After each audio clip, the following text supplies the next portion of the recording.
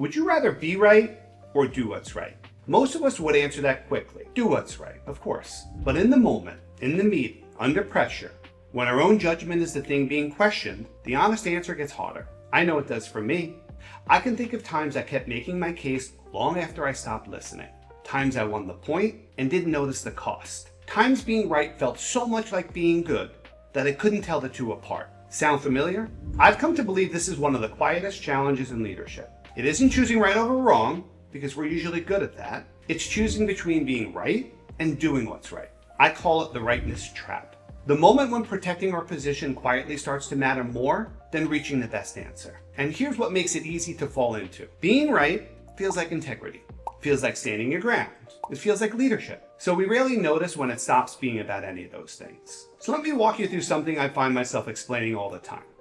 Picture it. You're in a conversation and you're right about something. Sit with that for a second. Because if you're right, the other person must be wrong. And how do you think they feel right now? Probably not good. Maybe a little foolish. Maybe a little smaller when they walked in. So here's the honest question. Was that really what you meant to do? Make them feel that way? Almost never. But here's what makes a real disagreement so hard. They're just as sure as you are. You're both convinced, both certain you can see it clearly. A line in the sand, and you're standing on opposite sides of it. And here's the humbling part. From the inside, you can't actually tell whether you're the one who's right. Certainty feels exactly the same, whether you are or you aren't. Let's press pause right here, because here's what I think most of us miss. Being right and doing what's right, they pull in two different directions.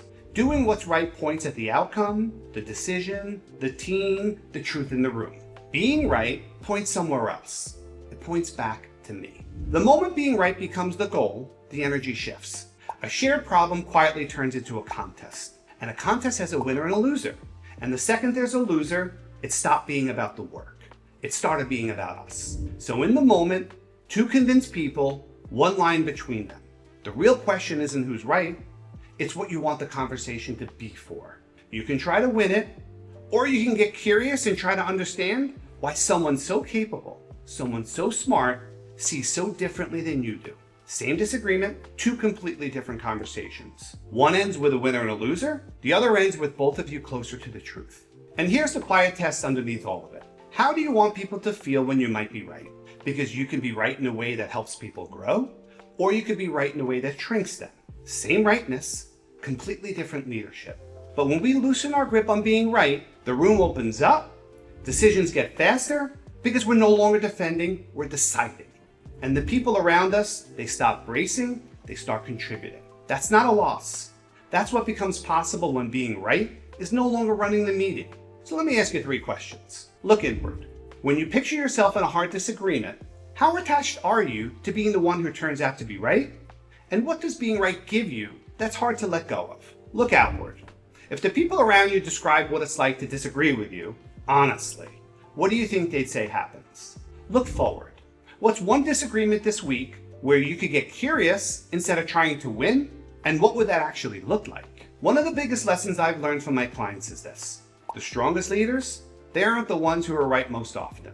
They're the ones who can tell the difference between being right and doing what's right, and who have the courage to choose the second, especially when no one would fault them for choosing the first. Thank you for watching. Press pause, be curious, and enjoy.